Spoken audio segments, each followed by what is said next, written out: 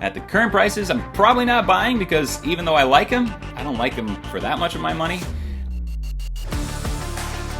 What up, what up, what up? Welcome back to Sam Dunks, the weekly NBA show over at Slab Stocks. You can follow us on Instagram at Slab Stocks. You can subscribe here on YouTube. Make sure you're signed up for our email list, and you can do that at slabstocks.com. I am continuing today on part 3 of my 3-part series on the 2019 rookie class. I already covered picks 1 through 18 the last 2 weeks. Today I'm covering all the rest. Obviously, I can't cover everyone, so I'm just going to pick through the rest of the drafted and undrafted rookies and spend some time on the names that do garner more attention and some of the names that I think should probably gather some more attention as well. I mentioned last week I'm just using these players' Prism Silver rookie cards, the ungraded ones, in most situations. Not because I think that's just automatically the best card to invest in, but simply because it provides a convenient baseline for evaluating the market's current position on each player and how they compare to one another. Again, I'm just not able to cover each and every player, so if I skip over anyone that you were really hoping to listen to, I apologize. That's just how this has to go. So if you want to sound off in the comments on Instagram or on YouTube about a player I missed, why you like them or don't like them, and hopefully we can kind of just continue the conversation over there, I'm more than willing to do that. All right. Picking up with the 20th pick, going to the Philadelphia 76ers, Matisse Thybulle, who was one of the more hyped rookies coming out of last year's Summer League. He was really good defensively this year, on the 6th best defensive unit based on defensive rating this year, and the Sixers were actually significantly better with him on the court. He had the 23rd best individual defensive rating in the league among players that played over 50 games, and he rises all the way to the 14th best player in the league if you take out all of the Milwaukee Bucks in the top 25. Boom. He only averaged under 20 minutes per game, so just looking at his per 36-minute totals, he averaged 1.3 blocks, 2.6 steals per game, just an absolute defensive menace in every sense. This is all the more impressive considering that he is a rookie, and rookies generally struggle on the defensive end. Looking a little bit deeper, his defensive output was even more impressive when you consider this. I found this on Nylon Calculus. Thybulle is only the 7th player in NBA history to play at least 1,000 minutes and post a steal and block percentage of 3% or higher. And, by the way, he's the first rookie ever to do that because no rookie should ever be able to do that. Plus, his block percentage is the second highest in NBA history for a player that's 6 foot 5 inches or smaller. So considering all of this, the 76ers really nailed this selection. He's going to have a long career and easily is one of the best premier defenders in the league. Obviously, the big question with Thybulle then comes on the other end of the floor. This past season he was fine as a low usage offensive player. He does have his limitations offensively, but playing in the limited role, he showed that he's good enough to not be a major liability, although the Sixers were a little bit better with him on the bench. He shot 41% from the field, passable 35% on 2.5 3-point attempts per game. Catch and shoot threes, he shot 37%, which is pretty good and figures to be his role moving forward. Really not much else on that side of the ball to get excited about, but definitely some stuff to work with. He figures to be a key cog on the 76ers team and should continue to be throughout his career. So I like Thybulle a lot, and although I generally do gravitate towards defensive players, but on that side of the ball, he's just terrific. But it doesn't, unfortunately, do a whole ton for his card prices. His ungraded Prism Silver rookie cards have been auctioning off around the $10 to $15 range the past couple of weeks, and I have absolutely no idea what's going to happen to his prices in the next couple of years. And so much is going to depend on narrative around him. He's not going to be a focal point on offense at all, and that would normally be what drives his prices. So I think, at his current prices, there's really not much point in selling. I think he's a clear hold, and we just have to see what happens over the next year or two and kind of hope for some of the narrative to come back for him. With the 21st pick, the Grizzlies selected Brandon Clarke, who's going to go down as a steal in this draft. He's really good on both sides of the ball this season. A slight net positive on the defensive end, which is really good for a rookie, as most rookies, again, struggle on that end of the floor. Very switchable on defense. He was willing and able to cover multiple different positions, and he was actually good defending both wings and bigs, which is a pretty rare skill to have. On the other side of the ball, he was also good, really good actually. Extreme efficiency. He hit 65% of his 2-point attempts, even hit 40% of his shots from deep, although that was only on 1 attempt per game. His efficiency even came over to the passing. He had 72 assists, only 46 turnovers, which is just a great ratio. Moving forward, there's just a lot to like about this Clarke, Triple J, John Morant trio. Should really be a good young core for this young Grizzlies team, and I think all of their card prices are going to steadily increase in the coming years, just based on them being on one of the exciting young teams in the league. His well-centered, ungraded Prism Silver rookie cards have been auctioning off in the low to high 30s over the past couple of days, which is right in line where I'd like to see him at the moment.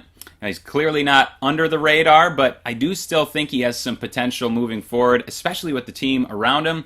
I do like him as a buy still. And pick number 30 to the Cleveland Cavaliers, Kevin Porter Jr. I do like Kevin Porter Jr. probably more than I like any of the other young Cavs players. I do think I have some biases in play here, as Sexton and Garland both had their improvements toward the very end of the season.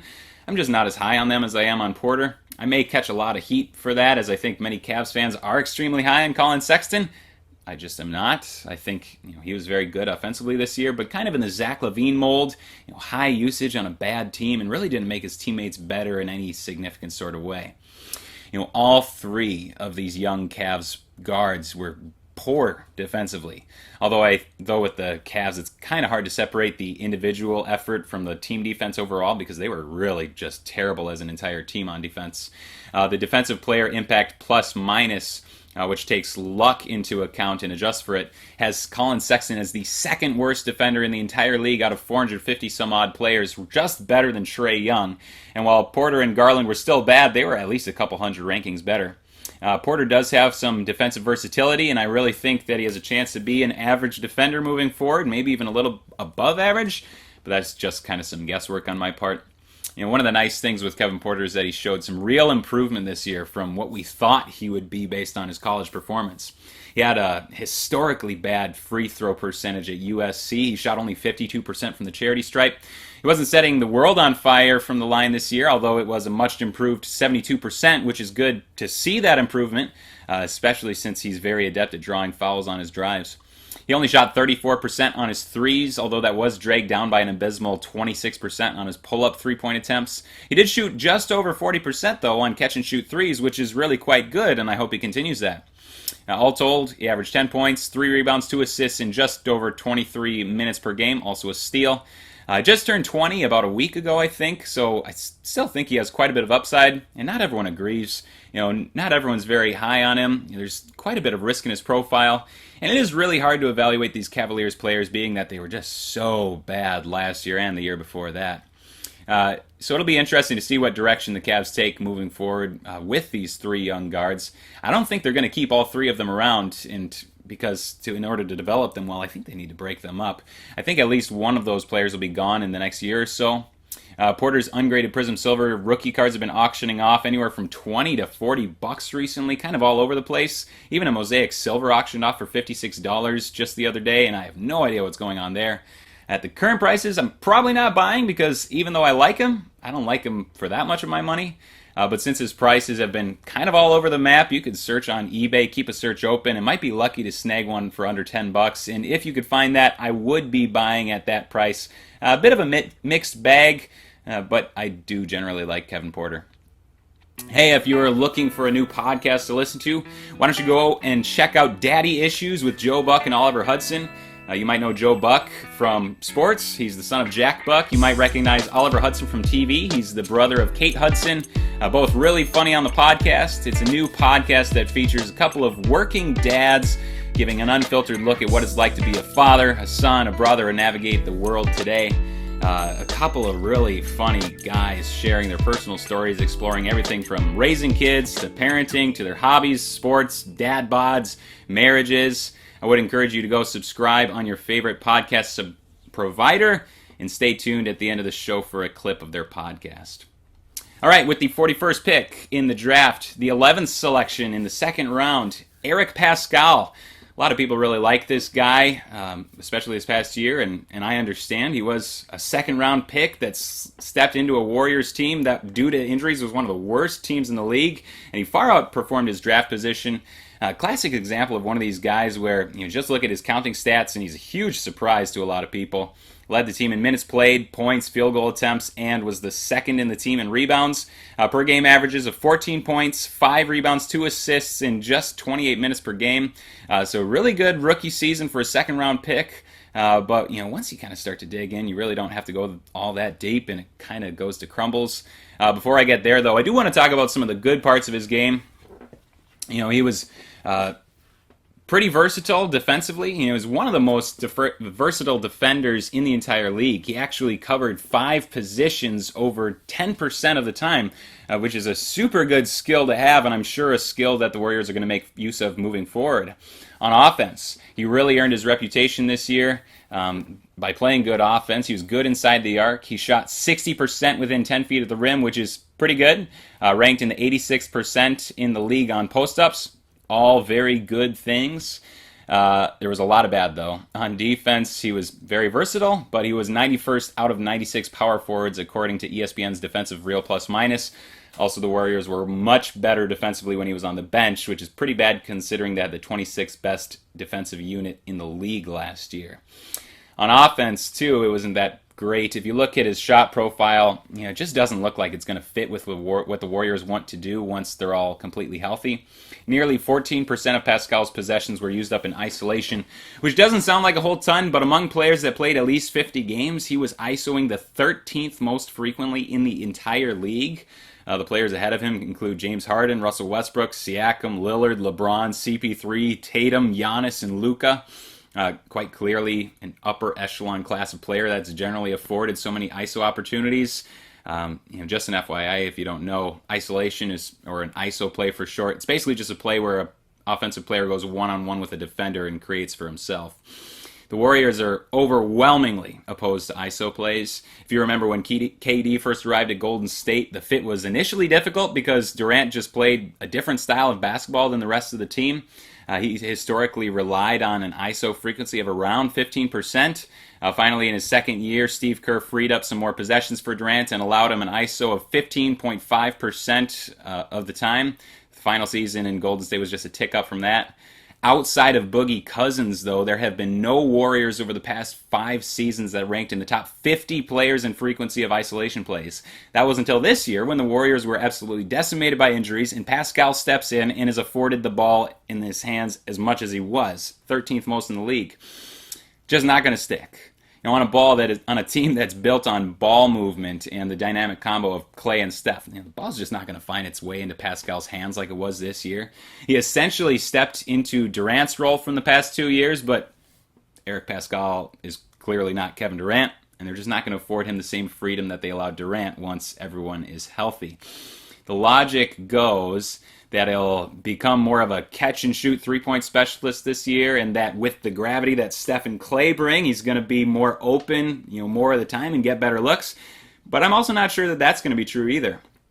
Barring some significant improvement from deep, Paschall just isn't a very good three-point shooter. He hit only 29% of his threes last year, and actually 93% of those threes came in catch-and-shoot situations, so it's not like he was just trying to create his own shots from deep. And actually 88% of his three-point attempts came when he was either open or wide open, meaning that defenders were either over 4 feet away or over 6 feet away. So it's not for a lack of open space. He had plenty of those opportunities. He's just not a very good shooter from deep. He could obviously improve. His last season at Villanova, he has some room for optimism. On 5.6 three-point attempts per game, shot 35% there at Villanova. So pretty good, but is he ever going to be a really good three-point shooter? I kind of have my doubts. So Eric Paschall stepped into a bad situation, and he was given the opportunities, and he performed very admirably. He was far better than the 41st overall pick is expected to be, and he deserves a ton of credit for that. I think he's going to be a fine player. He's going to have a spot in this league for quite a few years. Do I think he's going to be a starter on a good NBA team? No, I don't. I think he has a future as 6th, 7th, 8th man, first big off the bench type of guy. Fairly reliable player that could fit into a number of different roles, but I think all of those roles are ultimately going to be off the bench. His ungraded Prism Silver rookie cards have been auctioning off in the $15 to $20 range, which is not terrible. It's kind of right in line with a lot of these other rookies that still have a lot to prove, and I think that's the correct definition for Eric Paschall so far. He was 23 years old this past season, and I don't think the fit with Golden State is very good, especially when everyone's healthy. Probably not going to repeat what they did this past year. So in the words of Shark Tank, for those reasons, I am out. I would be selling. I could easily see him sneaking onto an all-NBA rookie team, which, like I said with PJ Washington last week, if that happens, we could see maybe a slight bump in his prices. But in general, I'd probably be selling. I don't expect significant upside in his prices for the next 2 to 3 seasons, and if that's the case, there's really not much point in holding. All my opinion. All right, moving on. Undrafted out of Ole Miss at shooting guard, Terence Davis. Stop me if you've heard this before, but the Toronto Raptors managed to dig up a promising young two-way player that every other team in the league passed by, and this time it was an undrafted rookie free agent. Now, most likely would have been drafted, but the word is he was unwilling to sign a two-way contract with any team, so he fell off a number of teams' draft boards for that reason. But the Raptors were willing to sign him to a 2-year NBA contract, and they've been rewarded. The Raptors were by far and away the best in the league at picking up these underappreciated young players and turning them into very useful pieces, and Terence Davis is no exception. He's just been excellent this year. 17 minutes per game. He averaged 7.7 points, 3.4 blocks, 1.7 assists, none of which really jumps off the page, but he did it with just incredible efficiency.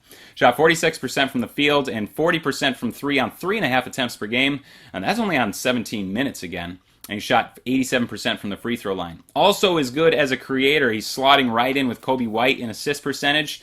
And while he did play a little bit of point guard this year, his best work comes as a secondary creator at the 2 position. By some of the advanced player impact metrics, which I admit is a bit more of a deep dive, he has been the 3rd most effective rookie this season. Now, there are very few rookies that actually promote winning. Ja Morant, Zion Williamson being one of some of the obvious ones, but less obvious, but also extremely impactful was Terence Davis. Every single Raptors regular, with the exception of Norman Powell, was actually much better when Terence Davis was on the floor, just judging by their net ratings. And players like Lowry and Siakam were actually much better when they shared the floor with Davis.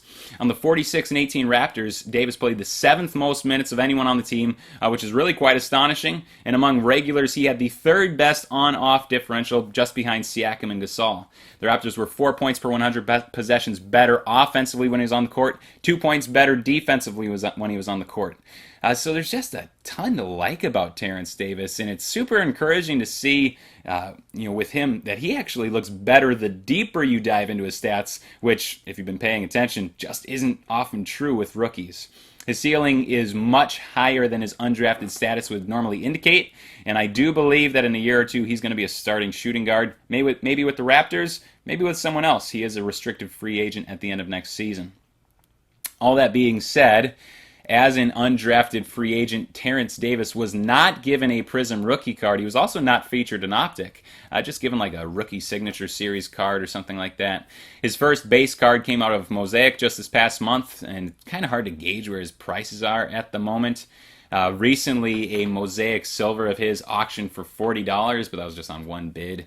Buy It Now went for $60. Another Silver auction for $20 on 4 bids. That was all on the same day, just yesterday. Obviously, there are about 1 billion parallels in Mosaic, and they're kind of all over the place, so, I don't know. I'd be buying singles if you can find them cheap, but I have no idea what a good price point is on him. I'm also uncertain of what Mosaic's long-term value is going to be, although with it being Terence Davis' only rookie card, that's obviously your best choice for him. So I don't really know what to recommend, but I am bullish on Terence Davis, and I think he has a pretty nice career ahead of him. All right. Last rookie, I know, the last rookie, though, it's all I have time for. Kendrick Nunn. A bit of a roundabout route for him to get to the league, but once he started in Miami, he started 62 games out of 65, averaged 15.5 points, 2.7 rebounds, 3.4 assists, shot 45% from the field and 36% from deep on 6 attempts per game. A little bit old for a rookie, 24 years old already, but he was from last year's draft class. He was undrafted, played in the G League, and then came to the Heat this year. Very effective offensively this season. On pull-up jumpers, he was actually extremely accurate, surprisingly hitting at a better percentage of pull-ups than catch-and-shoots. Hit 38.5% of his pull-up three-pointers compared to 35.5% of his catch-and-shoot threes. Also, extremely skilled driver this season, in the 80th percentile as a pick-and-roll ball handler. He showed quite a bit of chemistry with Bam Adebayo. Of his 210 assists, 63 went to Bam. Of Adebayo's 333 assists, 65 went back to Nunn, so kind of a really promising combo moving forward. That being said, Kendrick Nunn is going to be 25 once the season starts, which implies that he has some limited growth potential. That's not automatically the case, but getting a late start in your career isn't obviously ideal for potential. So while I do believe Nunn is good, I also think he might have benefited from an extremely impressive October where he scored 24, 18, 25, 17, 28 points in 5 games, and that kind of solidified him as like a potential Rookie of the Year candidate. And while he has been good all year, he was never quite as good as he was those first 5 games, which isn't really surprising. He was another rookie that didn't have a Prism rookie card, but he did get featured in Optic as well as Mosaic. Not too many auctions to look at, but there are quite a few Optic Holo buy it nows being snatched up anywhere from $25 to $50 recently. But it is kind of a weird card. You might have seen it. His name didn't get printed on the card, so it was kind of a mistake card. His Mosaic Silvers have been going in buy it nows and auctions around $30 the last week or so. I'm not recommending buying either of these. It kind of sucks he didn't get his name in the Optic rookie card, and I'm kind of dubious about Mosaic's long-term value in general. Although with the way the market's going right now, who really knows? I do think Nunn is a good player. I think he benefits tremendously from a team that is built to cover up his flaws. But being that he's a bit older, I think I'd hold for like another season and then maybe sell. But that's just one man's opinion. All right, that is all that I have time for. Thank you so much for listening. We'll see you later. Hi, I'm Oliver Hudson. And I'm Joe Buck. And we are doing a new podcast together. It's called Daddy Issues. It's 2 guys with daddy issues talking about weekly topics and what's going on in their lives as dads, sons, brothers, as 2, adult males making their way through a coronavirus. Click on the link in the show description or subscribe in Apple Podcasts or wherever you get your podcasts.